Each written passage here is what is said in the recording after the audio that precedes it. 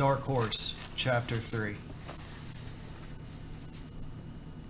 The Party of Manifest Destiny, Southamptons, Cartiers, and the Emancipation Proclamation, Abercrombie and Fitch, Bar Horse, the Puritan Ethic, Grosse Pointe, the Protective Tariff, the Saturday Evening Post, Normalcy, Palm Springs, Pebble Beach, the Full Dinner Pail, Mark Cross, the Main Line, Preventative Detention, Sutton Place, and the Southern Strategy nominated Edward Nicholas Quinn on the 7th ballot.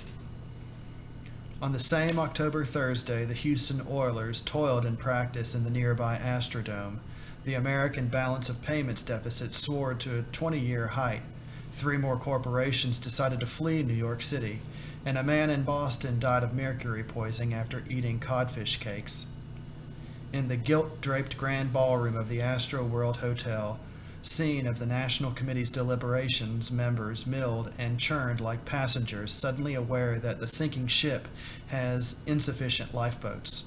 Some groped about in shock while others stood by their chairs and cheered feebly, whether out of frustration, relief, or remorse, and could not be determined immediately by the army of communications who far outnumbered the politicians in the hall.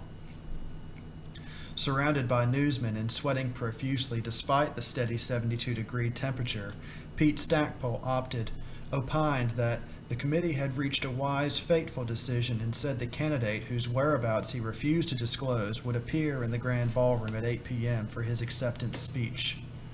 In NBC's cubicle in the wide corridor outside the hall, a familiar wry voice told the network's audience that the party had launched history's most precarious voyage into the unknown since Columbus set sail from Spain. In the hideaway cocktail lounge of the Shamrock, Congresswoman Kate Witherspoon, buttery with languor, wondered how the candidate would pick up his rental Galaxy and whether he was still sockless. The canal of Kate's right ear tinkled pleasantly, fresh yet vulnerable, as though newly dredged.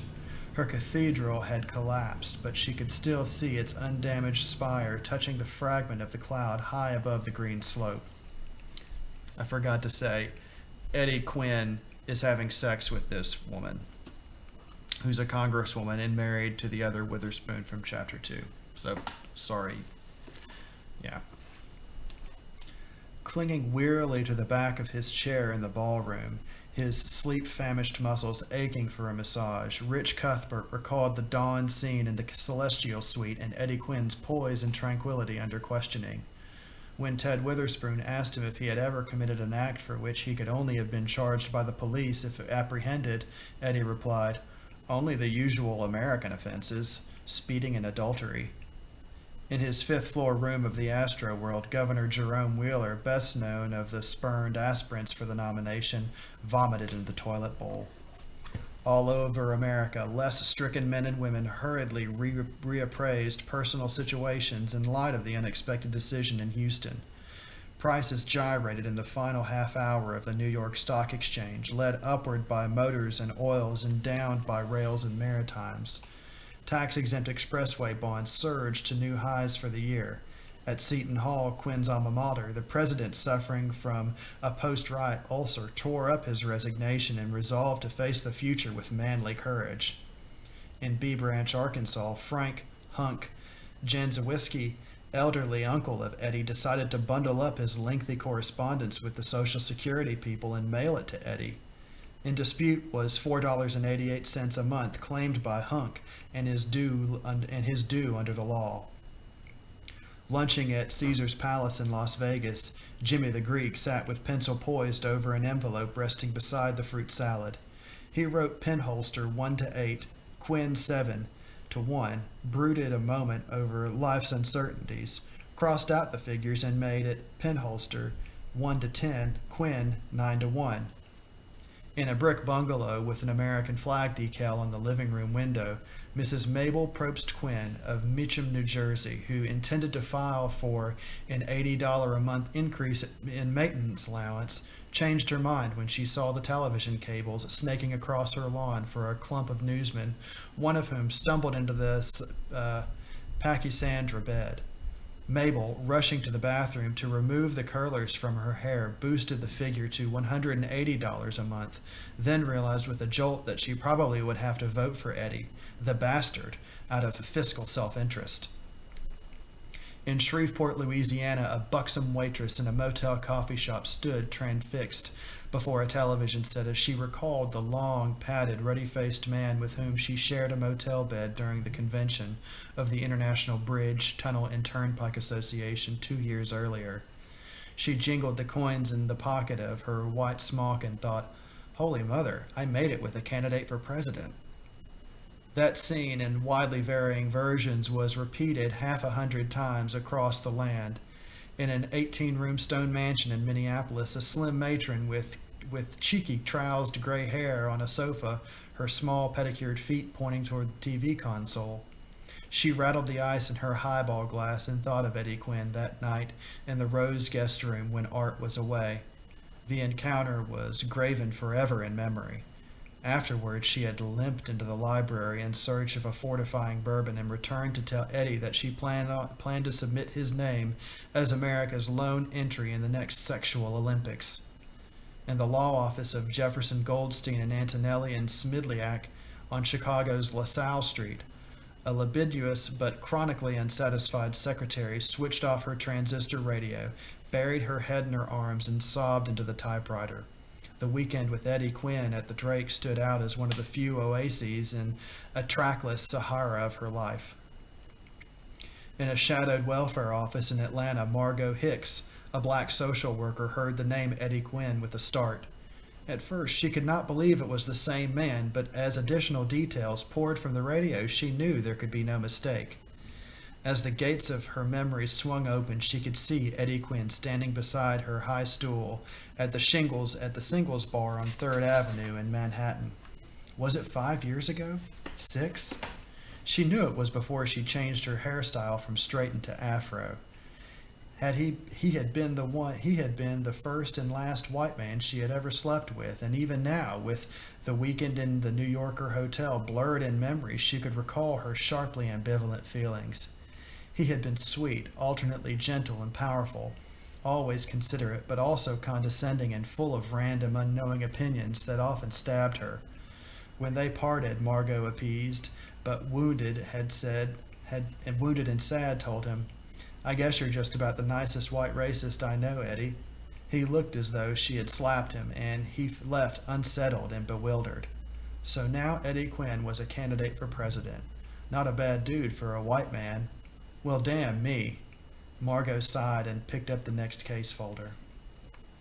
On a high hill overlooking the Pacific Ocean at Santa Barbara, California, R. Daniel Finelli, R for nothing and not followed by a period please, was sitting in his spacious sun-washed office in the Center for the Study of Democratic Institutions, a think spa for men and women who loved heavy thought, light cocktail chatter, and medium-rare filet mignon.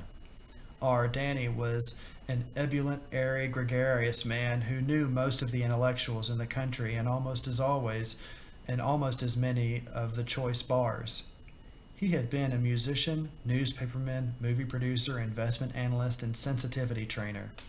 He had also been Eddie Quinn's roommate at Seton Hall, and when Quinn's nomination rattled off his desk radio, R. Danny burst from his office and went scuttling about the center, flinging open doors and overwhelming his colleagues with the news. "Eddie Quinn," he shouted. "They nominated Stud Quinn. Nicest meathead I ever knew. And hey, know what? He's queer for asphalt." In general, the first reaction to Eddie Quinn's nomination was one of incredulity mingled with levity, as though a ground crew sergeant had just been recommended for promotion to Chief of Staff of the Air Force. People saw Eddie in a king-for-a-day role and quickly prepared to share some of the fun with him. As a sample, all work stopped in the gloomy marble-floored Empire Motors building in Detroit the moment the tube carried news that Utah's 3 committee members had voted for Quinn, thus clinching his nomination. Instant carnival enveloped the Vatican of automobiles. Paper airplanes sailed, whiskey bottles sprang onto desks, junior executives embraced their secretaries, and the chief counsel proclaimed this the greatest day for mobile mankind since the German Karl Benz built the first vehicle with an internal combustion engine in 1885. President Albert Kunstler stood beneath the radiant oil portrait of Alfred P. Sloan, Jr. and clinked glasses with Fred Billings, EM's official vice president in charge of politics and lobbying. "He hasn't a chance," said Billings, "but it'll be sweet music to listen to a man who loves the highways. I'd like to see Nader's face right now." "You know Pete Stackpole," said Kunstler. "Shouldn't we call him and offer his candidate some money?" Billings shook his head. "No, we put enough into Hudson's campaign. We'd just be throwing it away."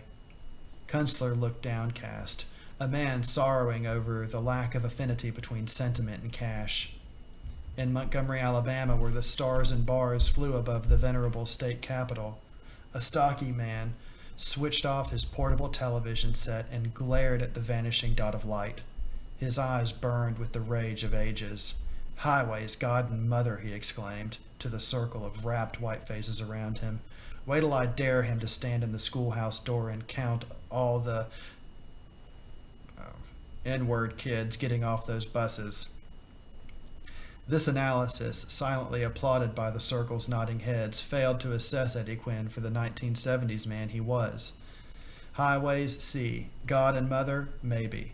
While true that Eddie attended Mass occasionally, his feeling about God was less a belief in his presence than a wonderment over the emptiness of space and spirit, a vacuum to be threaded by lonely acts of driving copulation. As for motherhood, Eddie would shy from unequivocal endorsement from that institution.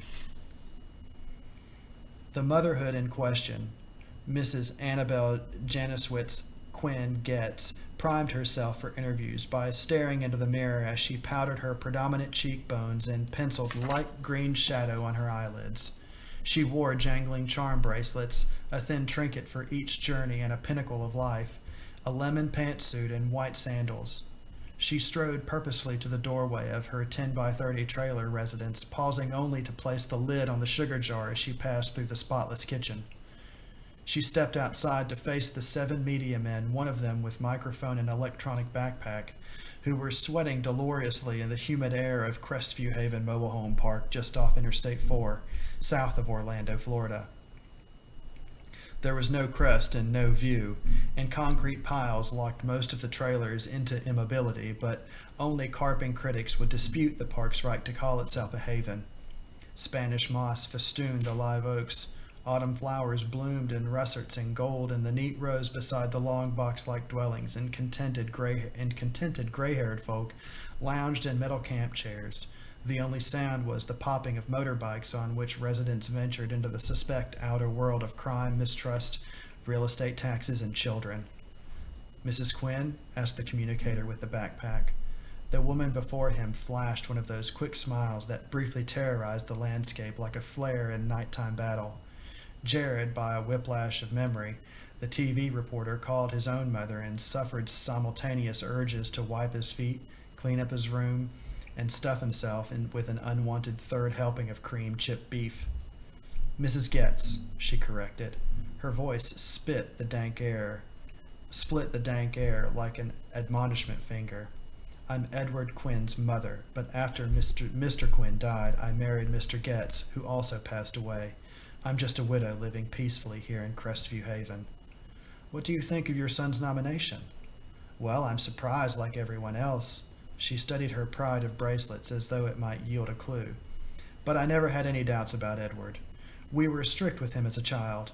Edward always did what he was told. He wiped the dishes and cut the grass, and we gave him an allowance of 35 cents a week, 50 cents when he went to high school. We sacrificed to send Edward to college. He worked part-time too. Edward never gave us any trouble of any kind." "Would you describe it as a loving home?" asked the TV man. In memory, he was now feverishly hiding a deck of playing cards adorned with nude models behind the Encyclopedia Britannica as he heard his mother's decisive tread on the stairs. "Loving?" Mrs. Getz looked as if she had been asked to define psoriasis. "Well, certainly Edward received all the love we could give him. He was an only child, you know. I nursed him through a bad camp case of mumps, 3 weeks, I think it was. Of course, some years I worked down to the diner, so Edward had to make do on his own. Does he contribute to your support? No, I don't ask Edward for money. Mr. Getz left me fixed income comfortable enough. My needs aren't many, and since Edward's separation, what with the maintenance, he has his own obligations. Edward and I are friendly, but not all that close since his separation, which is a thing I do not approve of. Of course, that's his business. I'm just stating my opinion. It's a free country. But if I needed funds, naturally Edward would provide. He never shirks what he considers his duty. Do you think he'd make a good president? The questioner from the Miami Herald felt as though he were participating in some grand charade.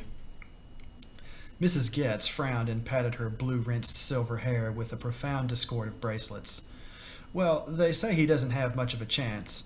I wouldn't know about that. I'm not much for politics myself, but Edward always has done a good job of anything he tackled. He's a disciplined man. He doesn't drink or smoke. Like I said, I think early training pays off, in the White House or anywhere else. Do you think it's strange that the nomination went to a middle America type like your son? I don't like that term, she snapped. It was cooked up by those highbrow writers who are always looking down their nose at ordinary people. I'm Polish and proud of it, and Edward's half Polish and half Irish, and I guess he's proud of both. She pondered a moment. But is it strange to see Eddie mixing with those rich fellows they say were the main ones who picked him and which I saw interviewed on the television just now? He never cared for moneyed people, and I'd be surprised if he went along with all their ideas. Edward's a plain man, and he'll speak for plain people unless he's changed, which I doubt. You mean you'd look for some kind of break between Mr. Quinn and the party leaders? I don't know about that. That's politics, which I have nothing to do with. I just wonder how Edward will get along with them, that's all. After a few more minutes, during which the chief disclosure was that Eddie sucked his thumb until he was 6, the television newsman who opened the interview closed it with, "Thank you, Mrs. Quinn." "Guess," she replied coldly. The communicator, leading his colleagues down the gravel road between the rows of shiny giant shoeboxes, felt a dull ache at the base of his neck similar to the one which used to afflict him every afternoon when he came home from school and wiped his feet on the black rubber mat with the word "Welcome" in dingy white letters.